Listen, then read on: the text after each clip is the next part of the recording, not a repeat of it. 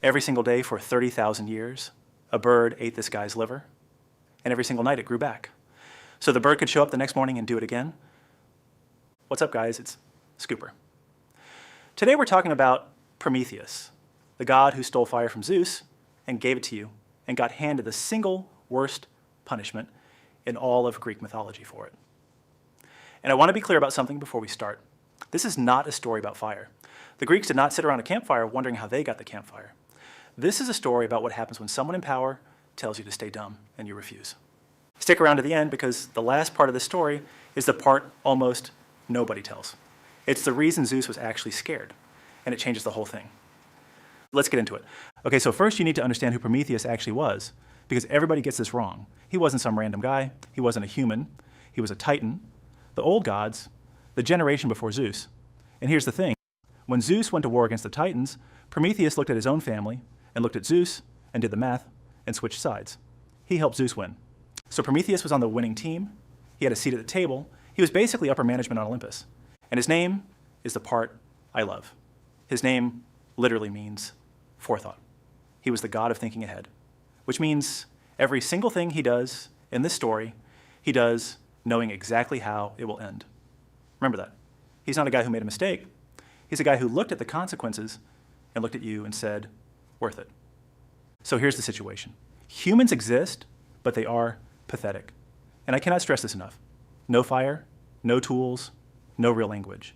Eating raw meat and shivering in caves and dying at like 19. The gods look down at humanity the way you look at an ant farm. Mildly interesting, fundamentally disposable, and Zeus liked it that way. That is the detail that matters. Zeus didn't forget to give humans fire. Fire was banned because Zeus had just won a war against his own father. Who had won his war against his own father? So Zeus knew better than anybody in the universe exactly how this works. The ones below you get strong enough, and then they come for you. Weak humans were not an accident. Weak humans were policy. And Prometheus is the forethought guy, the one who can see the future. He looks at these shivering little creatures in the dark, and something in him breaks. The myths never fully explain why. Some versions say he made humans out of clay himself, so maybe it's a crater thing. But honestly, I think the scarier version is simpler. He saw what we could become. And he liked it more than what the gods already were. So he goes up to Olympus, where he works, by the way. He's got the badge. Nobody's checking him at the door. He walks past everybody, and he steals fire.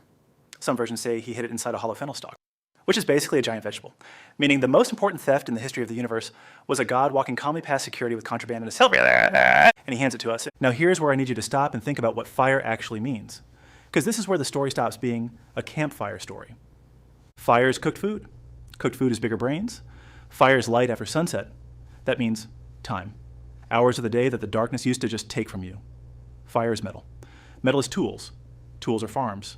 Farms are cities. Cities are writing. And writing is everything. Everything you're looking at right now came downstream from that one theft. You're watching this video on a very, very advanced fire. The Greeks understood this. In the actual myths, Prometheus doesn't just bring flame. The playwright Aeschylus has him listed all out. I gave them numbers. I gave them medicine, ships, astronomy. He gave humans the whole starter pack of civilization, which means, from Zeus's point of view, he wasn't wrong to panic. And I hate to say that, but sit with it.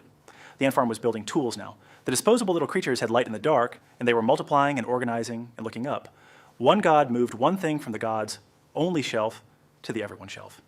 And the entire power structure of the universe started running on a timer. So Zeus does what power always does when it can't take back what leaked. He makes an example. Prometheus gets dragged to the Caucasus Mountains, the literal edge of the known world. As far from everything as the Greek map could imagine, Hephaestus the smith god chains him to the rock. And the myths are clear that Hephaestus feels terrible about it. He's basically doing this at gunpoint. The chains are unbreakable, forged specifically for this one prisoner. And then Zeus sends the eagle. Every day the eagle comes and eats his liver out of his body, while he's alive and immortal and incapable of dying or passing out or being anywhere else. And every night the liver grows back. Here's something wild. The Greeks actually knew the liver is one of the only organs that regenerates. Think about that. They designed this punishment around real biology. The one organ that heals itself got weaponized so that healing became part of the torture. Your own body repairing you on schedule so that tomorrow can hurt exactly as much as today did. Forever. Not 1,000 years. Not until he says sorry. Forever. 30,000 years in some tellings. And Zeus meant every one of them. And here's the detail that makes it worse. Zeus offers him a way out. All Prometheus has to do is apologize, take it back. Say Zeus was right. Say humans should have stayed in the dark, The god of forethought is on that rock. The bird comes every single morning. He knows exactly how long forever is. And he says no. Oh, and Zeus wasn't done. This is the part people forget. Prometheus got the rock, but you got punished too. Zeus was not about to let the creatures who received the stolen goods walk away clean. So he orders the gods to build a gift. The first woman, Pandora. Her name literally means all gifts, because every god contributed something: beauty, charm, curiosity.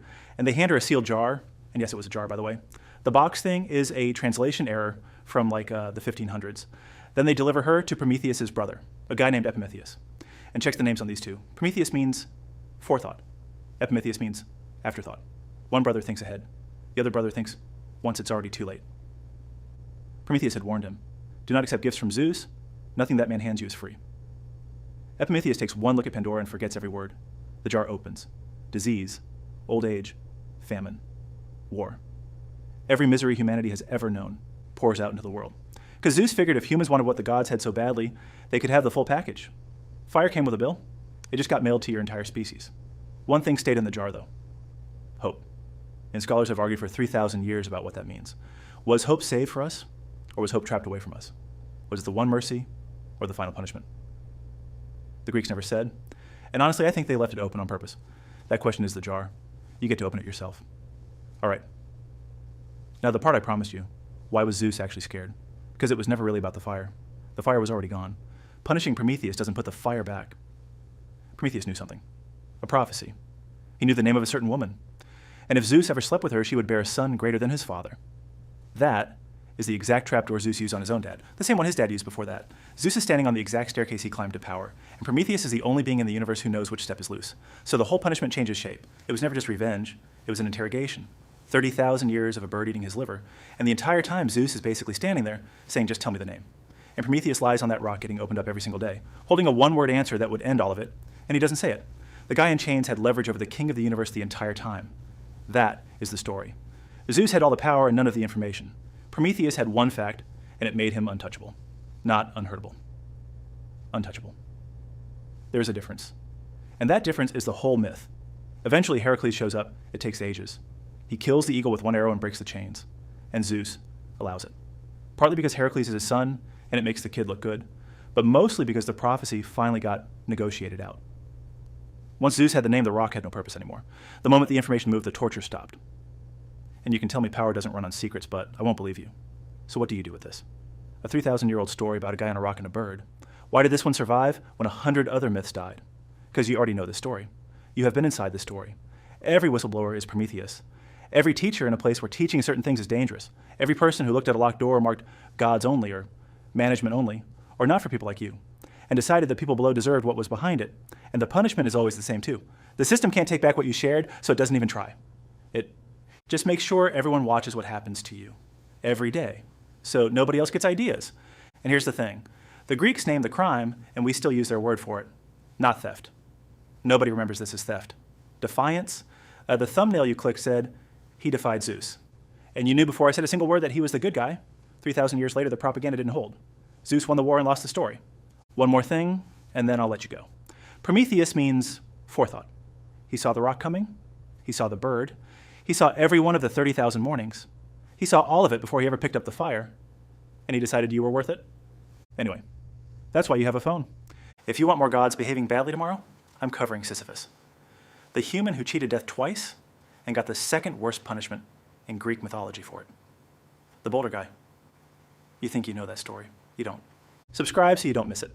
It's free, unlike fire, which apparently cost a liver. Yeah, see you tomorrow.